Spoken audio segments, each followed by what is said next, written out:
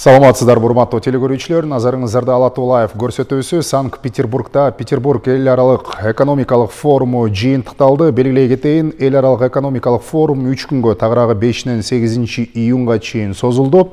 Ишкерлик жаатта тең укуктуулукка негизделген экономикалык кызматташуу деги эле форумдун жыйынтыгы тууралуу ЕАЭП ишкерлер кеңешинин президиумунун мүчөсү Данил Ибраев менен түз эфирде баарлашабыз. Данил Турсунбекович, кош келдиңиз. Саламатсыздар. Ден соолуктарыңыз жакшы. Жакшы, рахмат. Форум тууралуу алгач кеп кыла турган болсок, бул ири экономикалык кызматташтык өзгөчө азыркы геосаясий трансформация болуп аткан учурда абдан маанилүү болгон экономикалык форум болуп атат да. Анан бунун кулачынын кеңдиги 136 мамлекеттен 20 миңге чукул конок спикерлердин келип катышуусунда болуп атат. Форум өзү кандай өттү, кандай тематиканын негизинде өттү, ал форум бизге эмне берет? Эми бул эң чоң, эң ири Орусияда, СНГ мамлекеттерде дагы эң чоң форум. Бул Орусиянын Давос деп айтылат да. Сиз туура айтып атасыз, тиякта 20 миңден ашыкпы же жакынбы кишилер, мүчөлөр, ар кандай компанияларды, ири компания 136 мамлекеттен келип туруп, тияка ушул чоң площадкада бир кезигишелик, сүйлөшөлүк, анан бир проекттерди түзөлүк деп аракеттенип, биз дагы ушуга катышып атканбыз. Биринчиден, бул сиз абдан туура айттыңыз, ушул форумда мамлекеттин органдары, министрлери, андан тышкары ушул бир билгилүү компаниялардын мүчөлөрү келип туруп, бизге дагы, биз дагы аларга ар кандай сунуштарды бергенбиз. Андан тышкары биз сессияга да катышканбыз. Ушул 3 сессия эң жакшы мындай бир маанилүү нерсе, бул форум Кыргызстан, Орусия сессиядан башталган. Ушул жактан биз Кыргызстандын кандай шарттары бар, кандай аракеттер мамлекет, анан ишкерлер дагы кылып атканын көрсөттүк. Айтып бердик, бул менин оюм боюнча абдан жакшы кабыл алышты. Андан тышкары бул ЕАЭПтин 10 жылдыгы деп, бул абдан мындай бир маанилүү нерсенин тиякта мындай көрсөткүчтөр көрүндү да. Атайын ушул ЕАЭПтин мүчөлөрдү чакырып, атайын ушул интеграциянын кандай жыйынтыктары болуп атат деп, биз бир сессияга дагы ушуга катыштык. Тиякта вице-премьерлер, башка мүчөлөр дагы болгон. Андан тышкары биз инклюзивдүк өсүшү боюнча кандай мамлекет өнүгүш керек деп, ушундай бир сессияда дагы Кыргызстандын шарттарды айтып берип, алардын дагы шарттарды угуп сүйлөштүк. Эң негизги биз кооперацияны да сүйлөшкөнбүз. Ар бир региондор менен, эми 40 регионго жакын алардын мүчөлөрү менен да кезигишип, министрлер менен, ушул региондордун министрлери менен, палаталар менен кезигишип, ар кандай ишкерлер менен кезигишип, алар менен дагы сүйлөштүк. Удмуртия менен мисалы биз сүт боюнча, сүт мындай өнүгүү, ушул айыл чарба өнүгүү боюнча дагы сүйлөшкөнбүз. Чечня менен биздин взаимный поставкаларды дагы айтып, мындай көрсөтүп, жакын арада алардан дагы делегация келет.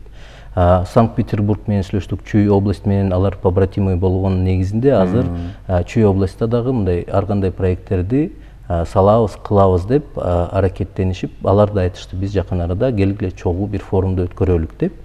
Биз бир чоң делегация, бизнес делегацияны алып келелик Кыргызстанга.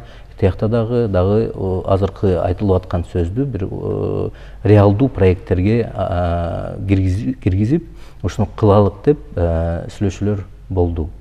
Эми бул Санкт-Петербургдун форуму эң чоң форум биринчиден, экинчиден тиякта кандай десе, жөн эле мындай кишилер кире албайт. Тиякта атайын кириш үчүн бирөөлөр 1 миллион рубль төлөйт, башкалар ушул биздин компания абдан чоң, абдан маанилүү деп аларга да уруксат берет. Ошондуктан тиякта биз сүйлөшүп аткан компаниялар менен алар атайын келишти. Атайын бир нерсе кылалык, өзгөчө Кыргызстан менен иштейлик деген ой менен келишкен. Абдан сонун. Демек, натыйжасында бир катар эл аралык келишимдерге дагы жетишүүгө мүмкүнчүлүк болгондур баягы. Ооба, эми биз көп эмес болсо дагы бир 4 келишимге кол койдук. Башкортстан менен тиякта колдорду койдук. Алар менен сүйлөштүк. Мына жакын арада биринчи Башкирияда бир 4-5 заводду көрүп, Балким биз ушуга ишенебиз, ушул заводдордун товарлары бизге келет.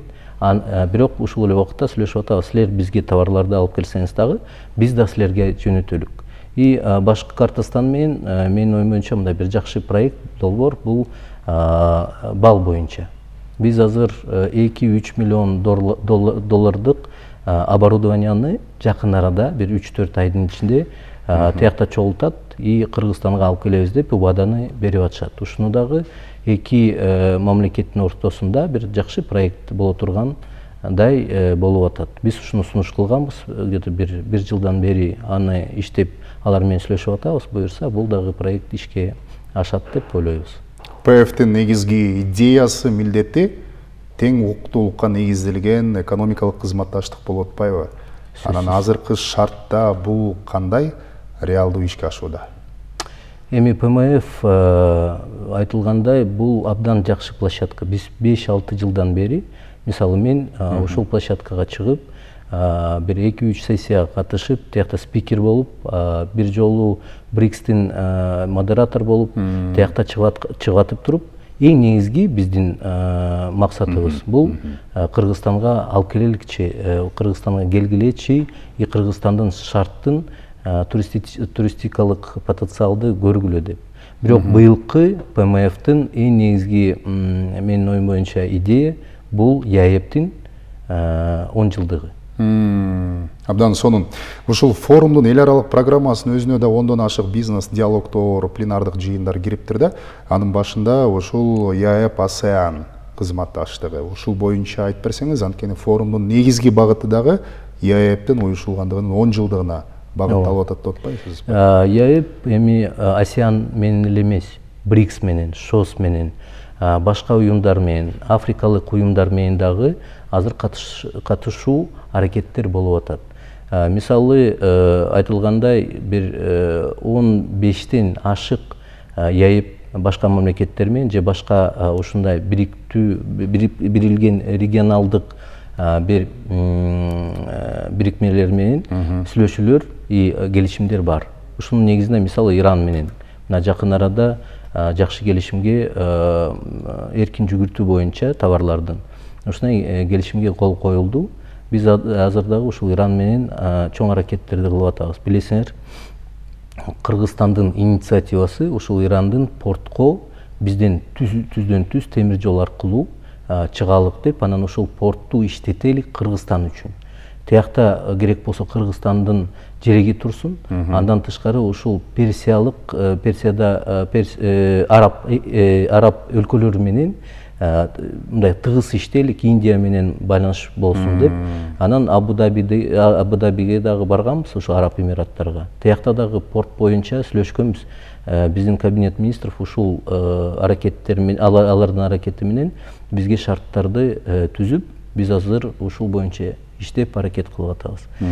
Ушул эле убакытта менин оюм боюнча бул ПМФтин дагы бир жакшы көрсөткүч. Артыкчылыгы. Ооба, бул айтып бардымбы, биринчи сессия, биринчи күнү бул Кыргызстан-Орусия сессия болгон. Ошондуктан менин оюм боюнча Кыргызстандын азыркы орду мындай билгилүү болуп, и ушул боюнча биз дагы катуу иштешибиз керек. Ушул эле убакытта биз сыймыктанып айтып тиякта көрсөтүп атканбыз да. Эми Кыргызстанга келсеңер, мисалы биринчиден карап көрсөңөр, биздин туризм боюнча потенциалды кандай? Ооба. Азыр ушул лыжный кластерди эметип атабыз. Президентибиз билесиңер, көл жакта ушул тиякта дагы азыр курулуш башталат деп аракет кылынып атат. Көлдө мындай асман шаары курулат деп азыр ушул башталып атат. Темир жол дагы башталып атат. Кудай буюрса, ушуну айтып атканда биз дагы азыр абдан сыймыктанып айтып атабыз. Анан дагы бир мындай жакшы көрсөткүч менин оюм боюнча. Быйыл ушуну биз мындай толук сездик да. Кошуна мамлекеттер менен биздин мамилебиз абдан жакшы болуп атканыбыз көрүнүп атат да. Мисалы Казакстан менен мурун билесиңер, азыр Казакстандын мүчөлөрү мындай алардын органдарда, гос органдарда иштеген министрлер менен кезигишип сүйлөшсөк, алар дагы келгиле Кыргызстан менен иштейлик деп, анан ушул биздин президентибиз Казакстанга барганда көрдүк да кандай жогорку деңгээлде тиякта тозу болгон. Ошонун негизинде менин оюм боюнча тиякта дагы мындай бир жакшы түрткүч болуп калды да. Оң динамика байкалат. Ооба. Бул Казакстан менен эмес, Орусия менен дагы азыр. Башка Өзбекстандан келген делегация менен дагы сүйлөшүп атканда алар да айтып атышат. Келгиле, биздин президенттерибиз мындай жакшы жолду ачып берип атат, ушуну колдонуп туруп чогуу иштейлик деп алардын дагы сунуштары болуп атат. Ушунун негизинде буюрса бул быйылкы ПМФ форум абдан мындай тыгыз көп встречалардын негизинде мындай бир жакшы жемиштүү болду десек болот турбайбы? Кудай буюрса, эми тиякта мисалы биз чындыгын айтыш керек, көп проекттер мындай прям эртең келет деп болгон жок, бирок бир 10 чактай делегация жакын арада 1-2 айдын ичинде кызыктарлыгын билдирди. Келебиз деп, Кыргызстанга даяр болгула, мына азыр барабыз деп алар айтып атышкан. Бул мындай кошуна мамлекеттер эле эмес, Кытайдын делегация ушуну дагы айтты.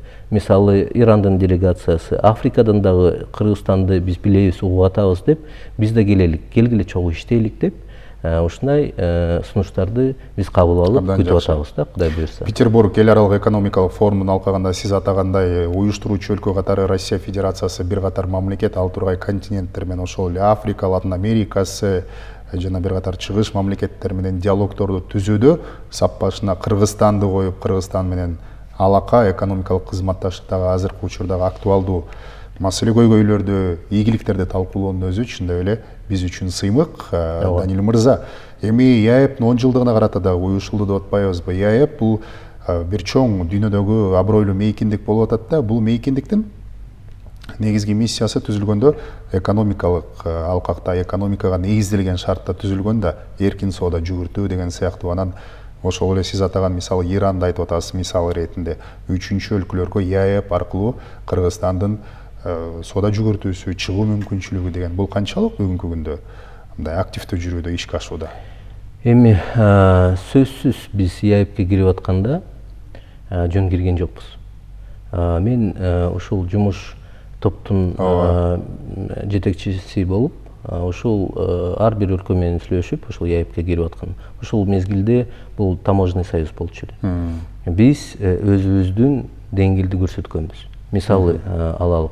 Ушул бажыдан келген каражаттарды бөлүшүү боюнча, мисалы Армениянын БВПсы бизден бир 2 эсе көп болсо дагы, эми 2 эсе эмес, алардыкы 11, биздики 7 миллиард болчу. Ушул убакытта 2013 жылдарда биз 1,9% алдык. Армения 1,11% алды. Эмне үчүн? Биз жаңы методиканы киргиздик. Атайын зеркальный статистиканы, ООНдун зеркальный статистиканы көрсөтүп, ушуну Россиянын бааларды кошуп туруп, биз өзүбүздүн атайын методиканын негизинде сөз түрдө Кыргызстандын мындай кандай десе, коргоп туруп биз кирдик да. Ошол эле убакта РКФР, Россия Кыргызстан өнүктүрүү фонду азыр көрүп атпайбызбы, кандай иштеп атат? Ооба, каражаттары аз, балким тиякта нюанстары бар, бирок бул абдан чоң экономикага салымды көрсөтүп атат. Ушул эле убакта 200 миллион биздин таможенный постторго, бажы постторго акчалар лабораторияларга дагы барыш керек эле. Эми кандай колдонду, бул экинчи суроо. Мен эмнеге ушуну айтып атам?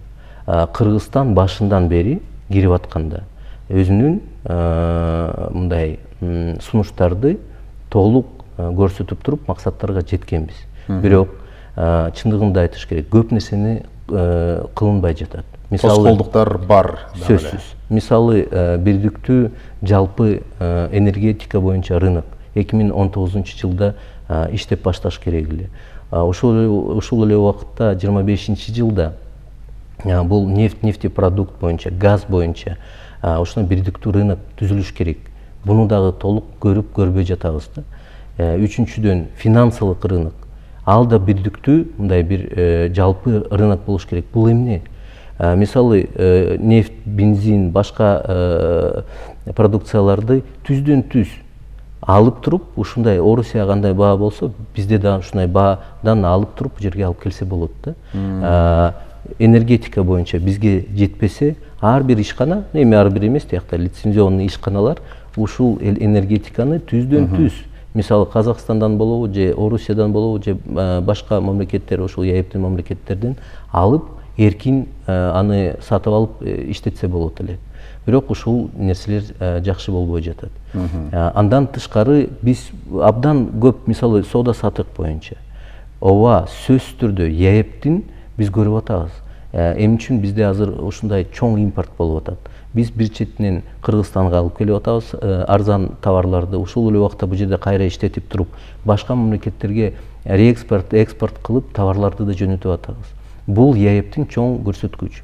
Ушул эле убакта биздин жарандарыбыз Орусияда дагы иштеп атканда көрүп атабыз. Ооба, тиякта да кыйынчылыктар бар. Сөзсүз түрдө алар Кыргызстанда иштесе жакшы болот эле. Бирок ошол эле убакта ушуна чечимди кабыл алып тиякта иштесе, тиякта шарттар, медицина боюнча, ушул пенсионный экспорт боюнча ушул жактар иштеп атат. Бирок дагы бир жол айтыш керек, товарлардын дагы изъятиялар бар. Биз азыр абдан катуу иштешибиз керек. 5 жылдан бери биз дагы дайым айтып атабыз, ушул ЯЭП менен иштеп атканда, комиссия менен иштеп атканда момундай кылыш керек. Мисалы НДС, ушул косвенный налог боюнча, бул боюнча биз сунуштарды мындай абдан заманбап эмнелерди киргизип атабыз. Буюрса бул дагы чечилип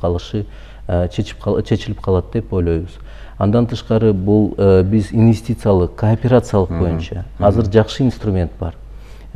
Ушул өндүрүш боюнча кооперация компанияларды мындай атайын каражаттар бөлүнгөн, банктан алынып аткан кредиттердин процентин жабуу боюнча.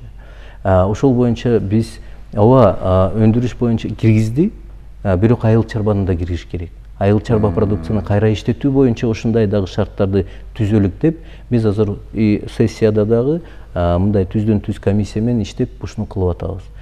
Биз көп нерсени кылдык. Биздин президентибиз көрүп атабыз да, абдан аракет кылып атат, бирок ушул эле убакытта биз өзүбүздүн дагы шарттарды ар бир күнү түзүшүбүз керек. Ушул өзгөчө ЯЭПтин потенциалы Кыргызстан үчүн абдан чоң. Ушуну кылсак, мен толук ишенем, Кыргызстандын ВВПсы эселеп өсөт. Сөзсүз. Ушул эле убакытта биз көрүп атабыз, атайын биздин органдар азыр криминал Кыргызстанда кудай буйрса мына жок болуп калат.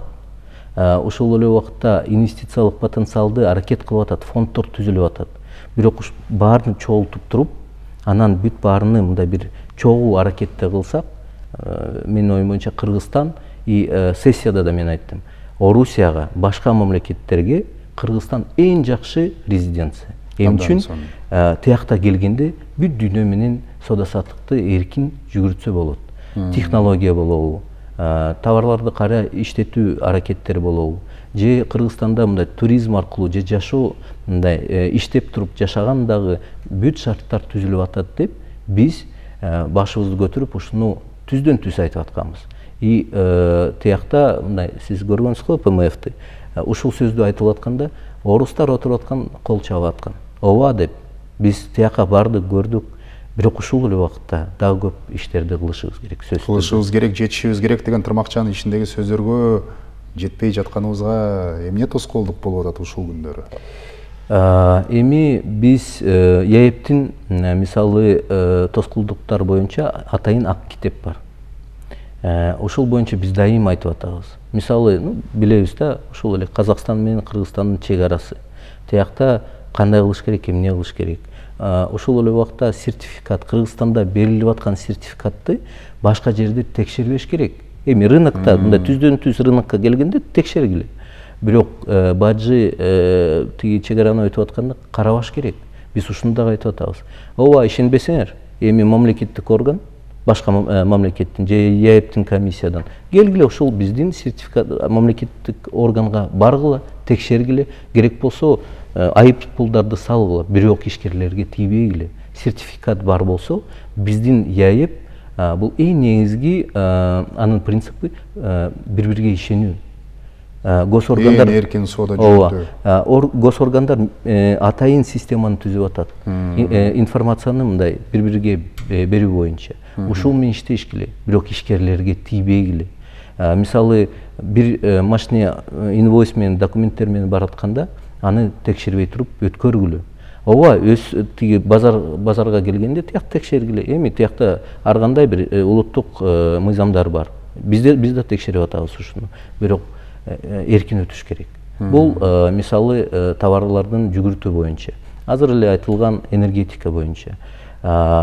Ушуну дагы менин ой боюнча Кыргызстан үчүн абдан керектүү нерсе. Биз көрүп атабыз, азыркы убакытта энергетика жетпей атат. Бизге канча инвесторлор келип атышат, биз бир наукаемкий, энергоемкий предприятияларды коелук десе, бизде ушуну шартты түзүп албай отурабыз. Ооба, азыр кабинет министров абдан чоң иштерди кылып атат. Жакын арада 2030 жылы биз энергетиканы импорт кылбай, экспорт кылабыз деп ушундай аракеттер болуп атат. Бирок ошого чейин иштешибиз керек да. И ушул экспорт касса 1000 башка мындай мүмкүнчүлүктөрдүн негизинде, мисалы Пакистан, Афганистанга энергетиканы экспорт кылуу боюнча бизге в смысле объем азыраак болсо, Орусиядан алып бир киреше болот да. Пакистанда баасы кымбатыраак дегендей. Андан тышкары, мисалы, транспорттук бирдиктүү жалпы рынок. Биздин машинелер товарларды жеткирип атканда, мисалы, Россиянын бир регионуна каботаждын негизинде ал бүт жерге мындай барып туруп, өзүнүн кызматты көрсөтүп, дагы акчаны табып, и Кыргызстанга келиш керек эле. Бирок азыркы шарт боюнча тияка барып туруп, ооба, бир точкага дагы бир иштей алат. Бирок ошол жактан кайра Кыргызстанга келиш керек. Мен үчүн ушуну айтып атам. Бул дагы товарлардын жүгүртүү боюнча ушул логистиканын баасы арзандайт. И биздин ишкерлер, мисалы, ушул транспорттук компаниялар же жеке бир чоң машина менен жүргөн, грузовой машина менен жүргөн бир жаран ушул менен жакшы акчаны тапса болот эле. И ушуга баратат ЯЭП, бирок тезирээк барыш керек. Андан тышкары, мисалы, финансылык бирдиктүү рынок. Бизде ооба эң ушул ЯЭПтин мамлекеттердин ичинде эң либералдуу мыйзамдар Кыргызстанда. Биз ушуну дагы айтып атабыз. Ушул эле убакта бизге акча жетпей атат. Мисалы, башка Орусиянын банктары же башка мамлекеттердин банктары Кыргызстанга дагы кредиттерди берип, өзүлөрү дагы ошо түздөн түз. Ооба, филиалдар бар бул жерде, бирок түздөн түз. Мисалы, биздин ишкер Орусиянын бир банктан кредит алып, бул жерде иштетип, бир ишкананы ачып туруп иштетсе жакшы болот эле. Бул финансылык, мындай жалпы тил менен айткандай. Андан тышкары, мисалы, биз айтып атабыз, тиги кызматты көрсөтүү боюнча. Ушул бизде азыр мындай жакшы адистер бар. Алар Кыргызстанда эле отуруп, же ушул өзүлөрүнүн дипломду алып туруп, мисалы, Белоруссияга, Казакстанга барып иштеш керек. Мындай эркин иштеп, өзүлөрүнүн кызматты көрсөтүш керек. Ооба, азыр бир позицияларда бар ушундай, бирок толук иштей албай атабыз. Ушул эле убакта изъятиялар абдан көп болуп атат. Ушуну дагы бир эркин рынокты түзсөк, Кыргызстанга, менин оюм боюнча, бул абдан жакшы. Анан президентибиз дагы айтып атат, кабинет министри да айтып атат. Эң негизги Кыргызстан ачык келгиле, бул жердеги товарларды алып келгиле. Бирок ушул эле убакта бизге да мүмкүнчүлүк бергиле. Биздин да товар ушуна эле эркин, силердин базарларга болобу, же дүкөндөргө, же чоң маркеттерге алып барып туруп, ушул товарларды реализация кылсын. Анысы бар, бирок 99 бар, 1% аны бузуп коюшу мүмкүн. Же 10%. Ушуларды баарын мындай карап туруп иштешибиз керек. Сөз түрдө ЯЭПтин эң негизги дагы бир принцип бул ар бир өлкө, кичинекей болобу, чоң болобу, ал бир мындай шарттары бир. Тең укукка ээ. Ооба. ушуну биз колдонуп туруп, биздин мүчөлөрү тиякта иштеп аткан же биздин атайын вице-премьер бар, ал дагы айтып атат, күн сайын биз бир 30-дай сунуштарды же 30-дай бир көйгөйлүү маселелерди чечип атабыз. Бирок дагы катуураак иштешибиз керек. Биз дагы ушуну деловой совет аркылуу аракет кылып атабыз, ушундай сунуштарды дайым берип атабыз. Эми ишенебиз, Кудай буюрса, ЕЭПтин потенциалы абдан чоң. Кыргызстандын эң негизги ушунун ичинде Кыргызстандын потенциалы абдан жогору болушу керек. Рахмат сизге келип маек куруп бергениңизге, Даниил Турсунбекович, ишиңизге ийгилик каалайбыз. Рахмат. Урматтуу теле-көрүүчү, биз тең укуктуулукка негизделген экономикалык кызматташуу мына ушул идеянын алкагында 5-8 июнга чейин Санкт-Петербургда ири эл аралык экономикалык форум өттү. Ал форумда Кыргызстан, Россия баштаган бир катар мамлекеттер менен маанилүү экономикалык соода келишимдерине жетиштиби, кандай натыйжа жыйынтык болду, деги эле ЕАЭПтин 10 жылдыгына арналган мына ушул форумдун алкагында ЕАЭПтин ушул келечеги тууралуу, азыркы иштөө шарты тууралуу кандай сөз болду, ушул багытта маек курдук. Студиябыздын мейманы менен дагы бир жолу тааныштырамын. Евразиялык экономикалык биримдиктин ишкерлер кеңешинин президиумунун мүчөсү Даниил Ибраев болду. Амандыкта көрүшөлү.